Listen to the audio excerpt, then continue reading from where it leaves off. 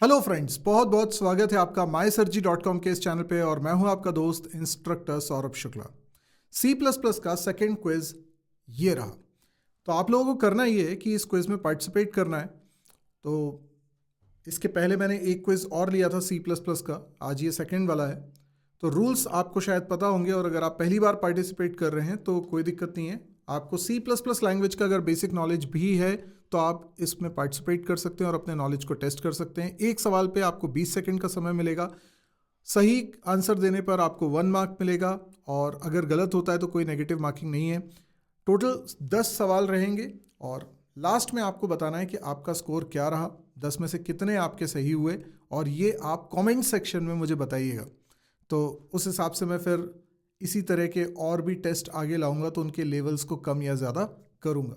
तो आप लोग रेडी हो जाइए, अपने जो भी मार्किंग आए उसको आप नोट करते हुए चलिएगा, और लास्ट में कमेंट ज़रूर करिएगा। तो चलिए शुरुआत करते हैं। सबसे पहला सवाल ये रहा, what is the default access specifier in a class. C++ के कॉन्टेक्स्ट में सवाल है, 20 सेकंड आपके पास हैं, जल्दी से इसका आंसर बताइए। क्लास के अंदर जो मेंबर्स होते हैं उनमें बाय डिफॉल्ट क्या एक्सेस स्पेसिफायर होता है, प्राइवेट, प्रोटेक्टेड, पब्लिक या डिफॉल्ट। तो आई थिंक ये बहुत ही आसान सवाल है। पहला सवाल बहुत ही सिंपल था। अब इसका आंसर जान लेते हैं हम लोग। इसका आंसर है ए, प्राइवेट। हम जानते हैं कि C++ में क्लास या स्ट्रक्चर दोनों की मदद से आप इनकैप्सुलेशन कर सकते हैं, और उसमें जो मेंबर्स हैं उन पे एक्सेस स्पेसिफायर लगा सकते हैं, प्राइवेट, प्रोटेक्टेड या पब्लिक।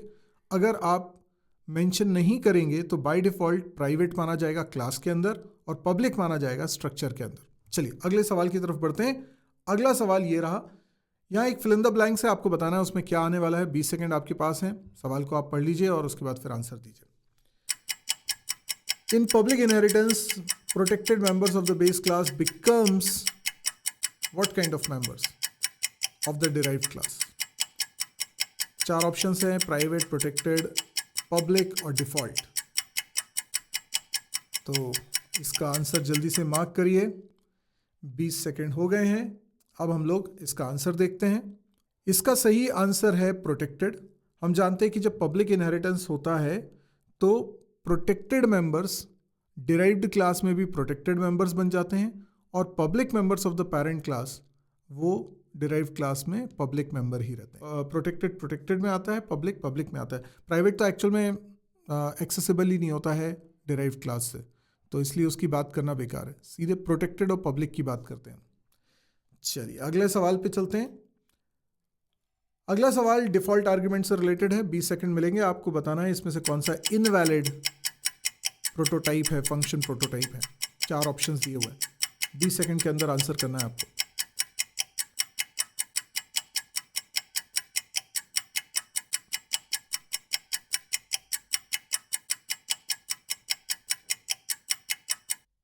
तो आई थिंक आप लोगों का आंसर आ गया होगा। चलिए अब इसका आंसर मैं बताता हूं आपको।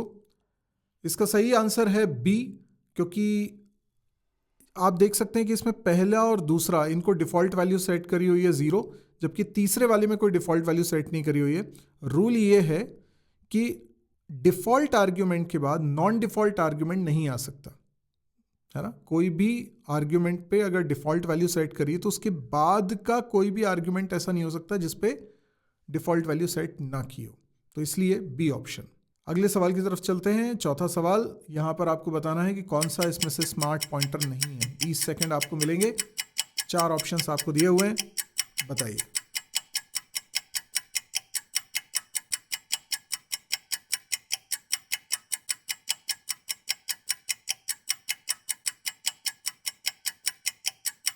तो आई थिंक इसका अगर आपको आंसर नहीं मालूम है तो रिसेंटली मैंने कुछ वीडियोस पब्लिश करे थे स्मार्ट पॉइंटर के ऊपर, इसी चैनल पे आप देख सकते हैं।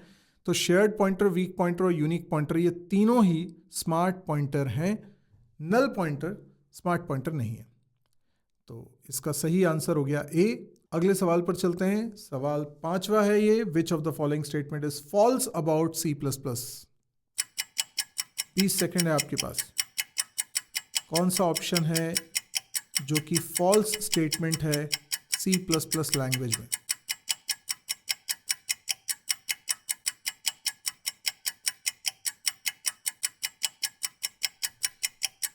तो देखिए यहाँ पर अब मैं आंसर बता देता हूँ। सबसे पहले ऑप्शन में बोल रहे हैं कंस्ट्रक्टर कैन बी ओवरलोडेड, ये तो बिल्कुल सही बात है, कंस्ट्रक्टर ओवरलोड किया जा सकता है। Destructor can be virtual, yes virtual destructor हम बनाते हैं, बहुत इंपॉर्टेंट कॉन्सेप्ट है।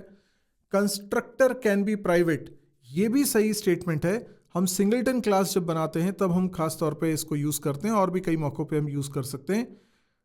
आखिरी ऑप्शन है destructor can be static, which is wrong, है ना। डिस्ट्रक्टर कभी भी स्टैटिक मेंबर नहीं बन सकता, वो हमेशा इंस्टेंस मेंबर होता है, ऑब्जेक्ट से एसोसिएटेड है। ऑब्जेक्ट जब डिस्ट्रॉय होने वाला होता है उसके जस्ट पहले डिस्ट्रक्टर चलता है, तो it is associated with objects life time. तो इसका सही आंसर हो गया D, destructor can be static, क्योंकि आपसे पूछा था फॉल्स कौन सा है। चलिए अगले सवाल की तरफ चलते हैं। छठवां सवाल ये रहा, which of the following is correct about C plus plus. अब चारों स्टेटमेंट को पढ़िए और बताइए कौन सा इसमें से करेक्ट है। 20 सेकेंड है आपके पास।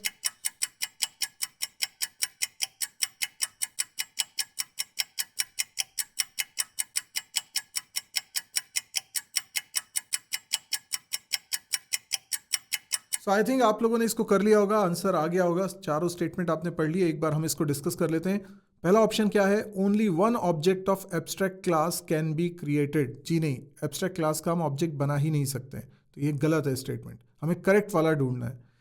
Abstract class has no constructor, नहीं, एब्स्ट्रैक्ट क्लास एक नॉर्मल क्लास की तरह, भले ही उसका ऑब्जेक्ट नहीं बना सकते, लेकिन उसमें भी कंस्ट्रक्टर का कॉन्सेप्ट होता है, क्योंकि उसकी चाइल्ड क्लास का तो आप ऑब्जेक्ट बनाओगे ना, तो फिर ये कंस्ट्रक्टर चलेगा। तो ये भी नहीं है। सी ऑप्शन क्या है, abstract keyword is used to create an abstract class. नहीं, सी प्लस प्लस में एब्स्ट्रैक्ट नाम का कोई कीवर्ड नहीं होता है। Abstract class can only be served as a base class, absolutely correct. Abstract class का क्योंकि ऑब्जेक्ट नहीं बन सकता, तो उसका इस्तेमाल क्या होगा, फिर उसको इनहेरिट करेंगे हम, उसको इनहेरिट करके कोई क्लास डिफाइन करेंगे। तो एब्स्ट्रैक्ट क्लास हमेशा एक बेस क्लास के रूप में ही काम कर पाएगी। तो चलिए इसका आंसर हो गया डी। अगले सवाल की तरफ चलते हैं। सातवां सवाल ये रहा, which of the following operator can be overloaded in C plus plus. इनमें से कौन से ऑपरेटर को आप ओवरलोड कर सकते हो सी प्लस प्लस में। बहुत सिंपल सवाल है, आई थिंक कि जल्दी से आप आंसर दे सकते हो।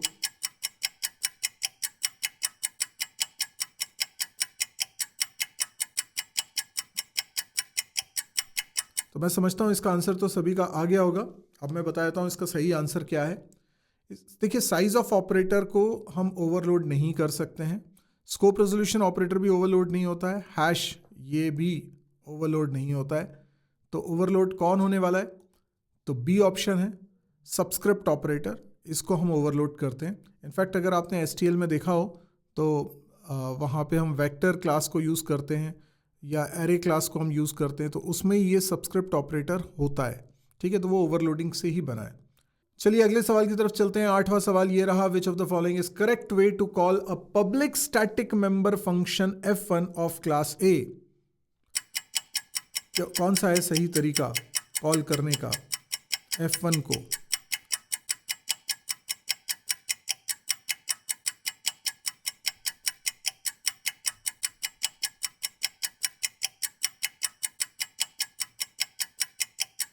तो आई थिंक कुछ लोगों को ये थोड़ा सा डिफिकल्ट लगा होगा, लेकिन मैं आपको बता दूं कि सी प्लस प्लस में हम क्लास के स्टैटिक मेंबर्स को क्लास की बॉडी के बाहर क्लास नेम स्कोप रेजोल्यूशन की मदद से एक्सेस कर सकते हैं। तो आप देखिए कि पहला जो ऑप्शन है उसमें A.F1 लिखा है, तो क्लास नेम के बाद डॉट नहीं आएगा।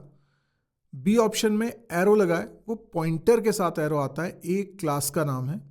सी ऑप्शन में स्कोप रेजोल्यूशन लगा है, ये बिल्कुल सही है। डी ऑप्शन में ये तो कोई ऑपरेटर है ही नहीं, तो हमारे पास सी ऑप्शन है जो कि एकदम करेक्ट है। चलिए तो अगले सवाल की तरफ चलते हैं। 9th क्वेश्चन यहां पर है, choose the default return type of a function. बहुत आसान सवाल है, 20 सेकेंड भी ज्यादा है इसके लिए, जल्दी से बता दीजिए इसका आंसर। फंक्शन का बाय डिफॉल्ट रिटर्न टाइप क्या होता है।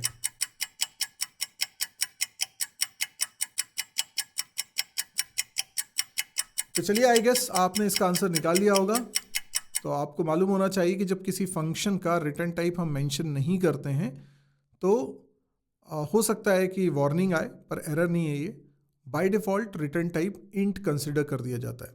तो अगर आपने कोई फंक्शन बनाया, बनाते वक्त आपने सबसे पहले रिटर्न टाइप लिखते हैं, वो आपने नहीं लिखा है, तो वो क्या करेगा, इंट मान लेगा उसको। तो इसका सही आंसर है बी, यानी कि int. Last question, when can an inline function be expanded? Inline function कब एक्सपेंड होता है,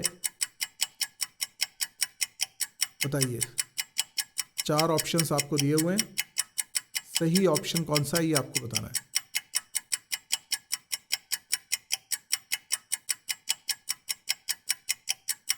ओके, चलिए अब जान लेते हैं इसका सही आंसर क्या है। इसका सही आंसर है कंपाइल टाइम, है ना। तो बी ऑप्शन बिल्कुल करेक्ट है। रन टाइम पे तो देखो इनलाइन एक्सपेंड नहीं होता है। नेवर गेट्स एक्सपेंडेड ये भी गलत है। ऑल ऑफ द अबव तो फिर गलत है ही। तो बी ऑप्शन है कंपाइल टाइम। तो ये हमारे 10 सवाल हो चुके हैं। अब आप अपना स्कोर ज़रा कैलकुलेट कर लीजिए कितने आपके मार्क्स आए। और देखिए यहाँ पर जिस तरीके से दिया हुआ है कि अगर आपके 10 आ जाते हैं, पूरे 10 मार्क्स आ जाते हैं, दैट मीन्स आप एक्स्ट्रॉर्डनरी। बिकॉज किसी भी एग्जाम में चाहे वो कितना भी सिंपल हो, अगर आपके फुल मार्क्स आ रहे हैं, ये एक्स्ट्रॉर्डनरी बात है। 7 to 9 अगर आपके मार्क्स आते हैं, आप इंटेलिजेंट है। वर्क हार्ड, अगर 3 से 6 में मार्क्स आ रहे हैं, और अगर 0 से 2 है तो बेटर लक नेक्स्ट टाइम। मुझे लगता है कि अगर 0 से 2 आ रहे हैं तो आपने C++ पढ़ी नहीं है, आपने ऐसे ही टेस्ट दे दिया। तो पहले पढ़ लीजिए। और अगर 3 to 6 आ रहे हैं और आपको लगता था कि आपने C++ पढ़ी है, तो मैं समझूंगा कि दोबारा पढ़ने की ज़रूरत है। अगर आपको ये चैनल पसंद आता है ना, तो आप इसको सब्सक्राइब ज़रूर कर लीजिए। इस तरह के और भी वीडियोज़ यहाँ पर आते रहेंगे, और आप लोग अपने डिमांड कमेंट में लिख सकते हैं कि आपको किस तरह के वीडियोस यहाँ पे चाहिए, किस तरह के टेस्ट पेपर्स आपको यहाँ पे चाहिए। तो वो मैं यहाँ पे कंडक्ट कर रहा हूँ। सी और C++ और भी लैंग्वेजेस के इस तरह से वीडियोस आते रहेंगे। तो आप लाइक करके मेरा हौसला बढ़ाइए, शेयर करिए अपने दोस्तों के बीच में, सब्सक्राइब करिए। और मेरी एक वेबसाइट है premium.mysurgery.com, इसको विजिट करना ना भूलें, क्योंकि यहाँ पर आपके लिए अमेजिंग कोर्सेज हैं जो आपको बहुत पसंद आएंगे। आज के लिए इतना ही। Thank you, good bye.